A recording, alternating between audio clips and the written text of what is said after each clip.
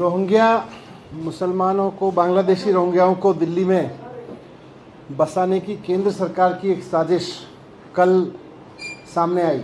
Our stand has been very clear, which is made very clear by the Honorable HM on the floor of the House, that all the Rohingyas will be deported. It is now the responsibility of the CM of Delhi to come out and open and clarify his stand.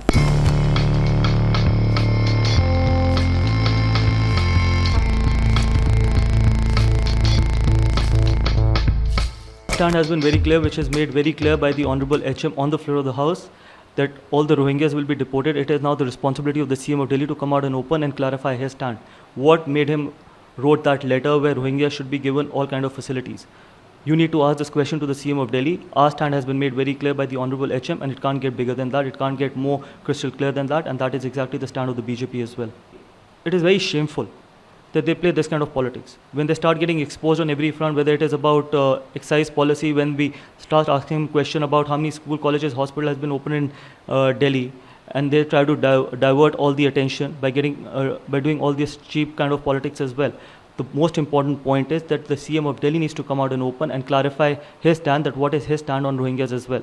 So, and they play the politics for convenient as well. There are times when the CS is in their favor, when they start getting exposed, then they start saying that it has been bypassed and self.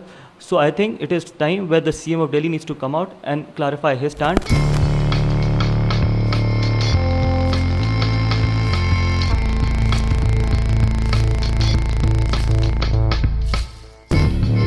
Rohingya मुसलमानों को, बांग्लादेशी रोहिंग्याओं को दिल्ली में बसाने की केंद्र सरकार की एक साजिश कल सामने आई, जिसमें बहुत स्पष्ट तौर पे समझ में आया, क्योंकि कल सुबह मैंने पहले अखबार में एक रिपोर्ट देखी कि केंद्र सरकार रोहिंग्याओं को यहाँ पर एनडीएमसी के बनाए हुए फ्लैट देने जा रही है।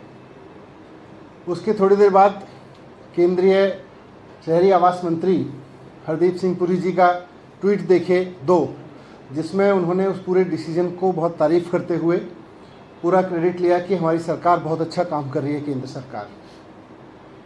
उसके बाद जब मीडिया में ये पूरा मसला उठा तो भारतीय जनता पार्टी भी बैकफुट पे आई और केंद्र सरकार भी बैकफुट पे आई।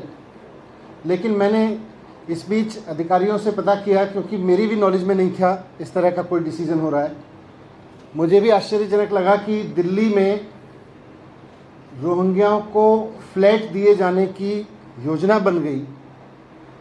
ना मुख्यमंत्री जी को पता, मेरे पास गृह विभाग का चार्ज है दिल्ली के गृह मंत्री को नहीं पता, दिल्ली के मुख्यमंत्री को नहीं पता, और अखबारों से पता चल रहा है कि यहाँ पर रोहिंग्याओं को फ्लैट्स देने की योजना चल रही है। मुझे लगा कि पूरी तरह से दिल्ली की चुनी हुई सरकार से छिपा के, दिल्ली के मुख्यमंत्री से छिपा के, दिल्ली के गृह मंत्री से छिपा के ये साजिश क्यों की जा रही है।